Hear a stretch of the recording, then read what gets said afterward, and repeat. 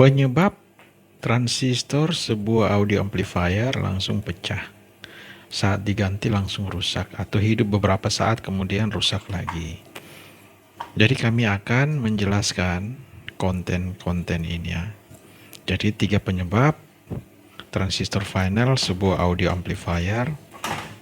Begitu diganti transistornya malah rusak lagi. Begitu diganti malah rusak lagi. Jadi kami akan membaliknya seperti ini, sehingga dalam penjelasannya akan lebih mudah. 3 penyebab transistor final audio amplifier. Jadi waktu dipasang dia akan kepanasan, pecah dan rusak. Hidupnya juga tidak terlalu lama. Jadi penyebabnya ada 3 biasanya. Yang pertama, over bias. Artinya ini bias artinya basis transistornya ketinggian, teman-teman. Tegangan basis transistornya. Nah, karena basisnya ketinggian, maka transistornya akan cepat rusak. Jadi kita harus ini ya, periksa tegangan bias. Kemudian bisa diatur. Ada juga tegangan bias yang bisa diatur jika ada dioda. Kebanyakan ini juga ya, tapi ini jarang. Yang paling sering ini ya, tegangannya meninggi atau overvolt, harus di bawah 1 volt. Itu yang mana? Misalnya ini, teman-teman ya. Ini adalah tip transistor tip ini ya. Nah, ini basisnya yang di sini, teman-teman. Ini harus lebih kecil dari 1 volt.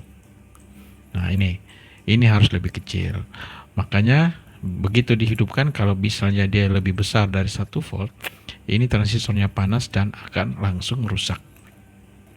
Yang kedua, tegangan suplai terlalu tinggi. Nah, di sini ya, ini overvolt ya, teman-teman. Ini di elko ini overvolt, sehingga ini transistornya tidak bertahan lama. Jadi harus tahu ya di sini, ini di kolektor ini harus sesuai karakteristik dari si transistor. Jadi mudah saja, teman-teman. Jadi yang ketiga, transistor final sudah lemah atau palsu ini ya.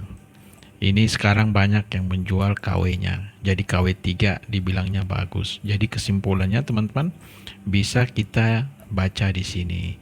Jadi cek semua ya. Ini ada beberapa item yang harus diperiksa. Namun yang paling sering masalah itu, teman-teman, ini tegangan biasnya. Ini tegangan biasnya di sini juga nih.